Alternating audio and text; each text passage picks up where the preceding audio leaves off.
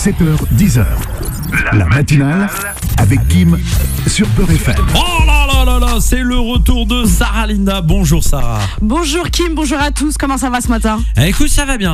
On est heureux de te retrouver comme tous les mercredis, c'est un plaisir.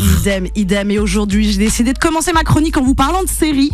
Après la série Emily in Paris, Kim, nous avons le feuilleton Kylian in Madrid. Alors, on a la saison 3, 4, je sais plus, je suis perdu. Une nouvelle fois, toute la presse parle du transfert de Kylian Mbappé à Madrid cet été. Madrid, pas Madrid, frère, prend une décision parce que nous, on en a marre. À ce rythme-là, Ethan, son petit frère, signera avant lui. Et il y a deux Français qui sont très attendus en Espagne, Kylian Mbappé et Ségolène Royal. Alors, les Espagnols attendent Kylian Mbappé avec impatience et Ségolène Royal avec des tomates. Parce que depuis ses déclarations sur les tomates espagnoles bio qui, d'après elle, sont immangeables, Kim, Ségolène, elle est dans une sacrée sauce. Allez, on reste dans les légumes et je ne vous parle pas de Joe Biden. Après les tomates, je vais vous parler de Apple Vision Pro, Kim. Le 2 février dernier, le nouveau casque de réalité virtuelle est sorti pour la maudite somme de, à ton avis, Kim? J'ai pas vu le prix. 3500 €. Vous avez bien entendu, les amis. 3500 €. Le nouveau gadget de la marque permet de vivre dans un monde virtuel, le métaverse. Ça déjà, le 3/4 de la population mondiale vit dans un monde virtuel. On est d'accord. Alors attention à son utilisation, car il a déjà conduit à des situations cocasses, voire parfois dangereuses. Par exemple, Kim, ne surtout pas conduire sa Tesla avec ce casque. Oui, non, vaut mieux pas, non. On est d'accord. Vous risquez de passer à un autre niveau de Mario Kart. C'est clair. Alors, Apple Vision Pro devra arriver en France en fin d'année 2024, mais moi je pense que ça marchera pas, Kim. Pourquoi? Non, parce qu'en France, pour vivre une réalité virtuelle, il suffit de regarder les infos en continu. C'est vrai. Ça suffit largement. Et en parlant de chaîne d'infos en continu, on va parler pigeons, Kim. Savais-tu qu'un pigeon a été incarcéré 8 mois en Inde? Quoi? Oui. Un pigeon incarcéré 8 mois? Oui, parce que ce dernier a été soupçonné d'espionnage. Ça c'est vrai. Je sais que ça existe et pendant la guerre, toutes les armées utilisaient les pigeons. Exactement. Et en fait, il portait un message illisible qui semblait être rédigé en chinois selon le Times of India.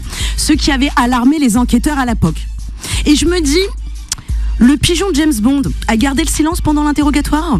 C'est ça la question. Mais est-ce que le pigeon il est victime, lui? Mais c'est ça, et heureusement, l'organisation de la défense des animaux PETA qui a annoncé la nouvelle de sa libération. Bon, il faudrait que peut-être que PETA s'occupe du dossier de Julian Assange, non? Oui, pourquoi pas, tant qu'à faire. Oui.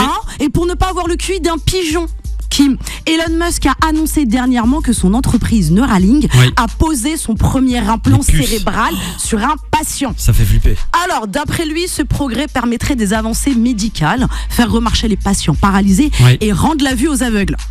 Ça je savais pas ça. On est d'accord. Est-ce que Elon Musk se prend pas pour Jésus-Christ? J'ai l'impression en tout cas que c'est dangereux. C'est très dangereux. Après ça pourrait être pas mal pour Faudel Belhamri, il pourrait devenir en tout cas, le meilleur journaliste français avec la puce. On va lui mettre une puce, tiens, on va tester. Pourquoi pas. En tout cas, Elon Musk ne veut pas s'arrêter là, il ambitionne de poser son implant à chaque être humain afin de permettre de mieux communiquer entre nous et les ordinateurs. Et de contenir... Déjà on communique pas entre nous. Apparemment c'est le cas, Kim. Et de contenir selon lui le risque pour notre civilisation que fait peser l'intelligence artificielle. Kim, je te le dis depuis le début, Terminator n'est pas un film. Non mais je te jure là, mais un complément d'enquête. Non mais on y arrive vraiment. Et on va finir dans la bonne humeur, Kim, puisqu'on va parler football. Et plus précisément de la CAN. Cette compétition est un vrai succès avec ses surprises et ses tristesses, Kim. On va pas remettre une couche avec notre équipe nationale. S'il te plaît, Sarah Linda. Inch'Allah, on fera mieux la prochaine fois, n'en parlons plus.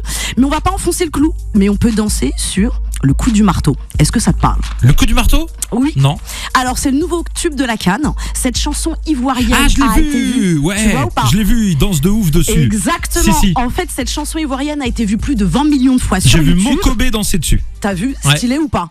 Accompagné d'une danse qui fait bouger toutes les personnes qui l'écoutent, même Joe Biden.